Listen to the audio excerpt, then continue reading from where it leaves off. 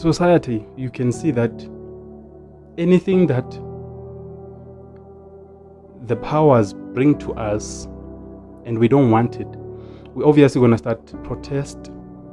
We're obviously going to fight. We're obviously going to say, no, we don't want this. And then the powers that be will be like, okay. Then they'll step back.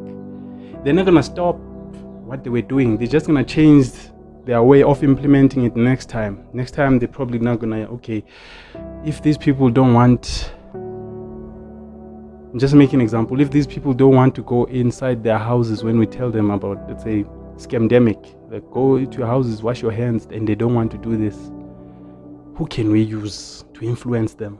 Then they call and collaborate with celebrities, people that they know you love, they know that you will listen to. Then these people are telling you, no, stay in your house, wash your hands. What's wrong? There's nothing wrong. Don't panic.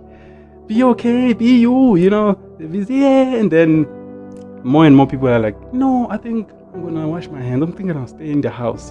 So now society starts accepting this, whatever the ruling or rulers are trying to put in by force, obviously. And then now we start accepting it, but we don't see that it's morphing itself into us. We're thinking, oh no, we're just gonna wash our hands. No, it's still the same thing. And then at some point they start not hiding it now. It's like blatant, like, okay, to your houses, if you're not in your house, we arresting you. There's the soldiers. Now we're not gonna use celebrities anymore. Nah, we are not begging you, we're not asking you. It's a force. We're doing it by force now, because you yourself as an individual have not shown that you will fight against this. So we're going to fight to intimidate you, to whatever, because you yourself have given us, quote unquote, external power to rule over you. You believe that we are sovereign over you. You believe that, we are government over your life. And so they rule, they come up with these ways. They silence those that are speaking against what they're doing. And then bit by bit, the society now is starting to say, okay, we're going to accept, it's okay. It's fine, it's okay. It's much like the same way missionaries came into Africa to teach our ancestors, our forefathers and former, about the Bible. And then while they were doing that, obviously not everyone agreed of the Christian version of the divinity and all those things. They were like, nah, we don't want this. Who's this Jesus guy? What is this? And then missionaries had gunpowder.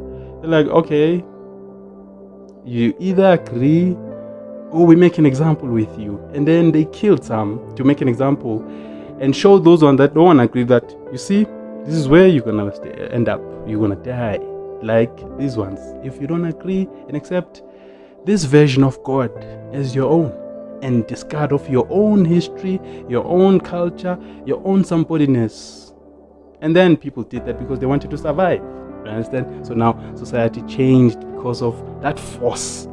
You understand? Social engineering by force. This is just an example. Also now on the individual level,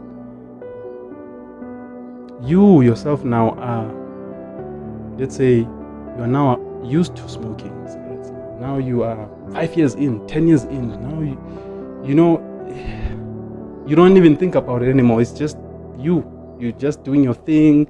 You're doing your thing, and your body, everything, obviously, has morphed, has evolved to yourself drinking, yourself smoking. So it is taking care of this new version of yourself. It is surviving or keeping you alive while you're harming it or harming yourself. And so it's like, okay, this is what we're doing now. Your cells, 50 trillion cells. They're like, okay, this is what we're doing now. And we can't fight this guy. We showed her that we don't want this chemical or whatever, this kind of food that he's bringing in, but he's not gonna listen. So let's do this. And then obviously you are changed as a person, just like even if the influence were good, both sides, on the individual or on societal level, it would then change us based on what we are doing. You understand that if it's good, then it will morph society towards the positive side of things.